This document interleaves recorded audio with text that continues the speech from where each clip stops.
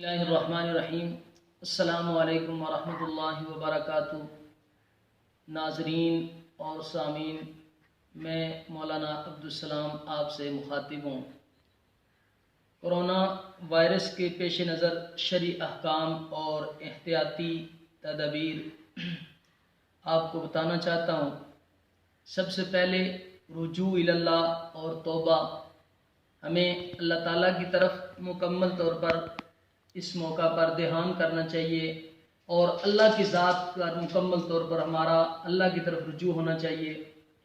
दूसरा, बीमारियां और वबाएँ ईमान वालों के लिए रहमतें। उम्मुल मुमिनीन हज़रत आयशा सिद्दीक़ा रज़ी अल्लाह ताला अन्हा से रवायत है कि उन्होंने रसूल अकरम सल्लल्लाहु ताला अलैहि वसल्लम से ताउन के बारे में पूछा तो आपने उनको बताया कि ये एक अजाब था जिसे अल्लाह जिस पर चाहता नाजिल कर देता था, ताहम ईमान वालों के लिए अल्लाह ताला ने उसे रहमत बना दिया। चुनाचे जो शख्स भी ताउन के मर्ज में मुब्तला हो और सब्र और अजर सवाब की नीयत रखते हुए वो अपने इलाके में ही मुकीम रहा, इस यकीन के साथ कि उसे सिर्फ वही तकलीफ पहुंचेगी, यानी उसे ही तकलीफ पहुंचेगी जो अल्लाह ताला ने उसके लिए लिख रखी है, तो उसे एक शहीद का जो अजर है उसके मुसावी उसको सवाब मिलेगा। तीसरा, मुतसरा इलाके, जो मुतसर इलाके हैं उनमें आमदोरफ्त। नबी अलैहिस्सलाम की हदीस मुबारक है कि आपने फरमाया कि जहाँ बीमारी हो वहाँ बाहर से कोई आदमी जाए ना, और बीमारी वाले लोग वहाँ से किसी दूसरी जगह आए ना। ये बात आका सल्लल्लाहु अलैहि वसल्लम ने इरशाद फरमाई। फिर आगे बताया कि मरीज़ के साथ इख्तलात और कुर्ब में एहतियात, कि जो भी मरीज़ हो उसके साथ, अब बाज़ मर्ज़ें ऐसी होती हैं कि इंसान मरीज़ के साथ जुड़े तो उससे आगे मर्ज़ें हमें लगती नहीं, लेकिन ये मर्ज़ ऐसी है कि जो जब भी इंसान जो है वो इस मरीज़ के साथ, कोरोना वायरस के मरीज़ के साथ हाथ मुसाफा करता है, मुआनका करता है, इससे ये मर्ज़ दूसरे में मुंतकिल हो जाती है। तो इससे एहतियात की जाए।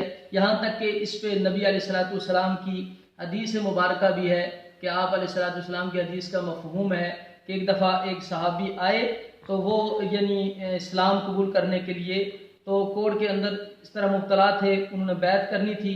तो नबी अलैहिस्सलाम ने उनको कहा कि आपकी बैत हो गई है, यानी वहाँ ही आपकी बैत, उनको कहें कि वो पीछे बैठें, इस तरह उनकी बैत हो गई है। तो इसके साथ साथ जो एहतियाती तदबीरें हैं वो ये हैं कि आदमी को हाथों का धोना, ये हर 20 सेकंड के बाद हाथ धोने चाहिए। सफाई का ख़ास ख्याल रखना। तकरीबात और इज्तिमाआत पर पाबंदियाँ, यानी तकरीबात किसी भी किस्म की हों, इज्तिमाआत हों, इससे उसकी पाबंदी होनी चाहिए, उस पर नहीं जाना चाहिए। खुद भी रुकें और दूसरों के भी कहें, गुजारिश करें। मसाजिद और नमाजों से मुतल्लिक उमूर ये हैं कि मसाजिद के अंदर फ़र्ज़ नमाज अदा की जाए।